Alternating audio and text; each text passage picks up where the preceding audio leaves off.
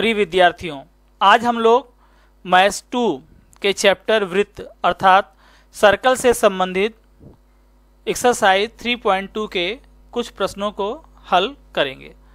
आपके स्क्रीन पर एक्सरसाइज 3.2 का तीसरा प्रश्न दिखाई दे रहा है।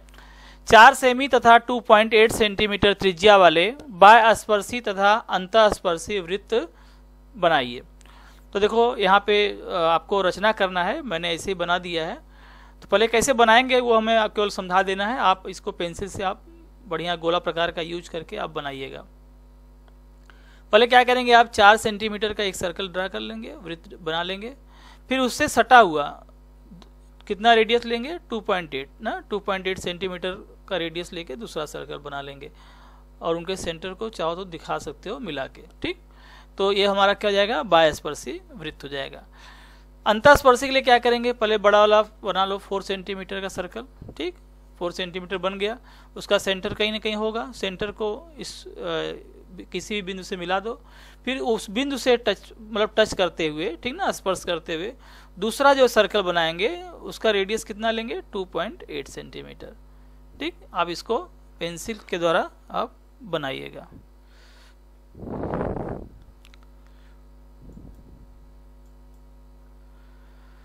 अब आपके स्क्रीन पर एक्सरसाइज 3.2 का चौथा प्रश्न दिखाई दे रहा है। आकृति 3.2 में P तथा Q केंद्र वाले, देखो एक P केंद्र का और Q केंद्र वाले वृत्त एक दूसरे को बिंदु R पर स्पर्श करते हैं। देखो स्पर्श कर रहे हैं आपके सामने। बिंदु R से जाने वाली रेखा, बिंदु R से जाने वाली रेखा, जो R से जो रेखा जा रही है ना, देखो एक रेखा जा रही है, ये वाली। अभी इसको हम बाद में लेंगे, पहले यहाँ समझो। ये रेखा जा रही है, वह एक वृत्त को A पर और दूसरे वाले वृत्त को B पर प्रतिच्छेदित करती हो। तो सिद्ध कीजिए कि AP जो है पैरेलल किसके है, BQ के। ठीक ना, AP और BQ आपस में क्या है, समांतर है। सेकंड प्रूफ करना है कि त्रिभुज APR जो है समरूप होगा त्रिभुज, यहाँ RQB लिखा है, होना चाहिए इसको BQR, सही जो प्रॉपर नेम आएगा BQR, जो सीरियल से आना चाहिए, बट चलेगा, लेकिन आप जानते रहो कि होना चाहिए यहाँ पे BQR। और बोला कि यदि एंगल PAR, देखो ये वाला एंगल ना, ये वाला एंगल कितना है, 35 डिग्री। तो बोला है कि एंगल RQB, मतलब ये वाला निकालना है, यह दिया है और ये वाला हमें निकालना है। 3 चीज़ें इसमें पूछी गई हैं, आप पहले ध्यान देंगे। हम लोग फर्स्ट सॉल्व करेंगे। आकृति में P', R', Q, क्यों स्पर्श वृत्त की प्रमेय अभी जस्ट आप पढ़े, इसके पहले वाले वीडियो में था कि जो स्पर्श बिंदु है और केंद्र है वो आपस में क्या होते हैं, एक रेखी होते हैं। वही चीज़ यहाँ पे मेंशन की गई है। जब एक रेखी होंगे तो ये भी एक रेखा हो गई और ये भी एक रेखा काम कर रही है। असल में यहाँ पे आकृति में रेखाखंड दिखाई दे रहा है, लेकिन अगर इसको आप बढ़ाओगे तो रेखा हो जाएगी। तो दोनों रेखाएं एक दूसरे को बिंदु R पर प्रतिच्छेद करती हैं। तो यह कोण और यह कोण कैसा होगा, शीर्षाभिमुख कोण हो जाएगा। देख रहे हो ना आप यहाँ पे स्क्रीन में, एंगल PRA, देखो यहाँ हमने लिखा भी है, एंगल PRA सर्वांगसम होगा एंगल QRB के। क्यों, यह कोण और यह कोण आपस में क्या है, शीर्षाभिमुख कोण है। ठीक, ये कोण आपस में बराबर हो गए। अब आते हैं हम लोग यहाँ पे हम त्रिभुज PRA में। त्रिभुज PRA देखो में जो है PA सर्वांगसम है किसके, PR के। PA और PR को अगर हम ध्यान दें तो यह क्या है, एक ही वृत्त की त्रिज्याएं हैं, तो इसलिए आपस में क्या होंगी, बराबर होंगी। तो अगर PA और PR आपस में बराबर हैं, तो हमने लिखा है ना भुजा PA सर्वांगसम PR, क्यों, एक ही वृत्त की त्रिज्या है। तो अगर ये दोनों भुजाएं बराबर है तो उनके सामने के कोण भी आपस में क्या होंगे, बराबर होंगे। कैसे, समद्विबाहु त्रिभुज की प्रमेय से। अगर 2 भुजाएं बराबर हैं किसी त्रिभुज के तो उनके सम्मुख कोण भी आपस में क्या होते हैं, बराबर होते हैं। तो देखो अगर PA बराबर PR है तो PA के सामने का कोण कौन सा, ये है PRA सर्वांगसम हो जाएगा किसके, कोण PAR के। मतलब यह कोण इस कोण के आपस में बराबर हो जाएगा। देखो यहाँ पे हमने लिखा है एंगल PRA सर्वांगसम है एंगल PAR के। ठीक, अब आते हैं त्रिभुज QRB में। दिखाई दे रहा है आपको, QRB में QB जो है सर्वांगसम होगा QR के। क्यों होगा, ये भी क्या है, वृत्त की त्रिज्याएं हैं। तो जब यह और यह भुजाएं आपस में बराबर हो गई तो इनके भी सामने के कोण आपस में क्या हो जाएंगे, बराबर हो जाएंगे। तो क्या मिल जाएगा, कोण QRB, यह कोण सर्वांगसम हो जाएगा कोण QBR के। तो आप जरा ध्यान दो कि यह कोण पहले में जो परिणाम था उसमें क्या था, यह कोण इस कोण के बराबर है।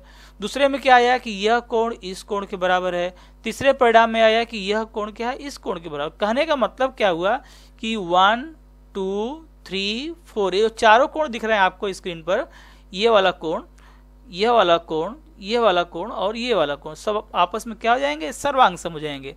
देखो उसको हमने परिणाम 4 दे दिया है, मेंशन किया है कि एंगल पी आर ए सर्वांग सम एंगल क्यू आर बी सर्वांग सम एंगल पी ए आर सर्वांग सम एंगल क्यू बी आर। ठीक, अब इस 4 से देखो हम किसी को, चाहे इसको इसके बराबर लिख सकते हैं, इसको इसके बराबर लिख सकते हैं, इसको इसके बराबर लिख दें, इसको इसके बराबर लिख दें, क्योंकि सब आपस में क्या है, बराबर है। तो इसमें हमने देखो ले लिया एंगल पी ए आर सर्वांग सम angle Q B R. P A R देखो ये है पी ए आर सर्वांग सम एंगल क्यू बी आर देखो लास्ट वाला, ठीक ना, ये P A R Q B R हमने ले लिया, सर्वांग सम हो गया। अब देखो पी ए आर, ज्यादा ध्यान दो, पी ए आर मतलब यह कोण सर्वांग सम हो गया कोण क्यू बी आर के, ठीक ना, इस कोण के। अब ये दोनों कोण का जरा नाम इसका चेंज करो, एंगल पी ए आर को हम लिख सकते हैं एंगल पी ए बी लिख सकते हो, क्योंकि कोण तो वही हमारा है, सेम कोण है। ऐसे देखो यहाँ पे कोण क्यू बी आर का हम दूसरा नाम ले सकते हैं कोण क्यू बी ए, जो हमने यहाँ पे मेंशन किया है, ठीक ना। इसको पी ए बी कर दिया और इसको क्यू बी आर को क्यू बी ए कर दिया। अब देखो दोनों कोण कैसे हैं, यह कोण क्या हो गया, सर्वांगसम हो गया किसके, इस कोण के। ध्यान दो, यह कोण सर्वांगसम हो गया इस कोण के। दोनों कोण कैसे दिख रहे हैं, एकांतर कोण है। जब एकांतर कोण आपस में सर्वांगसम हो गए तो उससे संबंधित जो भी रेखाखंड होगा या रेखाएं होंगी वह परस्पर क्या हो जाएंगी, समांतर हो जाएंगे। तो यह कोण इस कोण के बराबर हो गया या सर्वांगसम हो गया, तो हम कह सकते हैं कि AP जो है समांतर किसके होगी, BQ के। देखो लिखा हमने AP समांतर किसके हो जाएगा, BQ के। तो अभी हमने जस्ट फर्स्ट प्रूफ किया। अब सेकंड में आते हैं, हमें प्रूव करना है कि त्रिभुज APR जो है समरूप है त्रिभुज BQR के। तो देखो कैसे, एंगल PRA देखो यह कोण क्या होगा, इस कोण के बराबर है QRB के, ठीक ना। ये शीर्षाभिमुख कोण है या परिणाम 1 से बोल सकते हो, ठीक, दोनों चलेगा। शीर्षाभिमुख लिख दोगे तो भी चलेगा, परिणाम 1 से बोलोगे तो भी चलेगा। फिर देखो एंगल PAR देखो यह कोण किसके बराबर है, इस कोण के, या परिणाम 4 से देखो, परिणाम 4 में देखो लिखे हो एंगल PAR सर्वांगसम हो जाएगा एंगल QBR के। तो इस त्रिभुज के और इस त्रिभुज के, दोनों त्रिभुजों के दो कोण आपस में क्या हो गए, सर्वांगसम हो गए। तो अगर किसी भी त्रिभुज के दो कोण आपस में सर्वांगसम हैं तो वह त्रिभुज कोको कसौटी के अनुसार दोनों त्रिभुज क्या हो जाते हैं, समरूप हो जाएंगे। देखो हमने लिखा है ना कि त्रिभुज APR समरूप हो जाएगा त्रिभुज PQR के। यहाँ RQ भी दिया है, सही प्रॉपर नाम उसका आना चाहिए BQR, त्रिभुज BQR के वह समरूप हो जाएगा। अब तीसरे पॉइंट पे चलते हैं। देखो यह कोण 35 दिया है और परिणाम 4 में आपने क्या देखा है कि यह कोण ये और ये चारों कोण आपस में क्या है, सर्वांगसम है। तो अगर यह 35 है तो ये भी क्या होगा, 35 होगा, ठीक। और यह 35 है तो ये भी 35 होगा और ये भी 35 होगा। तो देखो हमने लिखा है कि QBR एंगल QBR जो है बराबर किसके हो जाएगा, एंगल PAR के। 35 परिणाम में 4 में भी दिया है, दत्त में मतलब 35 दिया है ना वहां पे। और एंगल QRB ये देखो बराबर हो जाएगा एंगल QBR के, इसके बराबर है। ये भी परिणाम 4 में सब दोनों बराबर दिख रहे हैं। तो यहाँ पे ऑलरेडी QBR का 35 निकाले तो QRB कितना हो जाएगा, 35। कहने मतलब यह कोण और यह कोण क्या हो गया, 35 हो गया।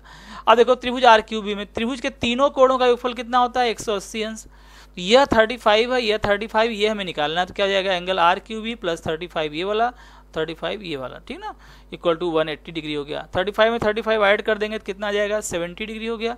इसको हम कहाँ ले आएंगे, राइट साइड में, तो प्लस है तो क्या आ जाएगा, माइनस हो जाएगा। तो एंगल RQB इक्वल टू क्या हो जाएगा, इसको सब्ट्रैक्ट करेंगे कितना आ जाएगा, 110, 110 अंश, ठीक ना। अगला प्रश्न देखो, यह थोड़ा सा फिगर ब्लर हो गया है, उसको बराबर इमेज नहीं आई है, फिर भी आप समझो, समझ में इतना आएगा आपको। आकृति 3.28 में A तथा B केंद्र वाले परस्पर बिंदु E पर स्पर्श करते हैं, ठीक ना। ये दो वृत्त हैं, एक A केंद्र वाला है, एक B केंद्र वाला है। दोनों एक दूसरे को, देखो ये E है ना, बिंदु E पर क्या कर रहे हैं, स्पर्श कर रहे हैं। उनकी सामान्य स्पर्श रेखा यल है। एक देखो रेखा यल जो जा रही है, यह क्या है, सामान्य स्पर्श रेखा है, जो इस छोटे वाले वृत्त को बिंदु C पर और बड़े वाले वृत्त को बिंदु D पर प्रतिच्छेदित करती है या स्पर्श करती है।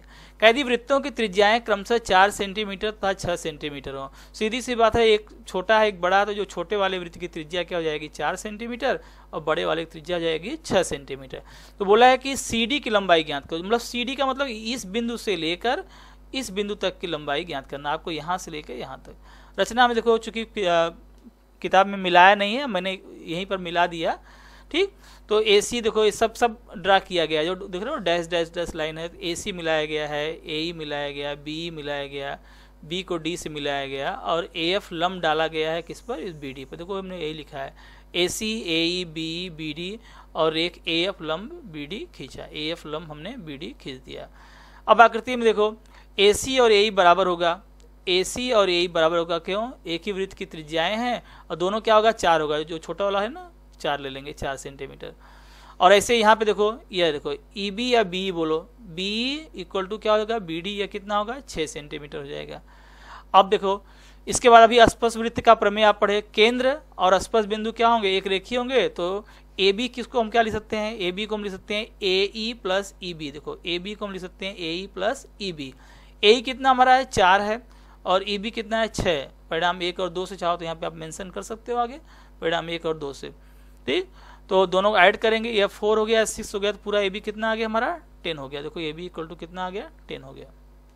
अब आ जाओ चतुर्भुज ACDF में, दिखाई दे रहा है आपको ACDF में, देखो क्या है, यह कोण 90 होगा, क्यों, स्पर्श रेखा त्रिज्या, यह भाई स्पर्श रेखा और यह त्रिज्या है, यह 90 हो जाएगा। इसे यहाँ पे देखो यह स्पर्श रेखा है और यह त्रिज्या है, तो ये भी 90 हो जाएगा।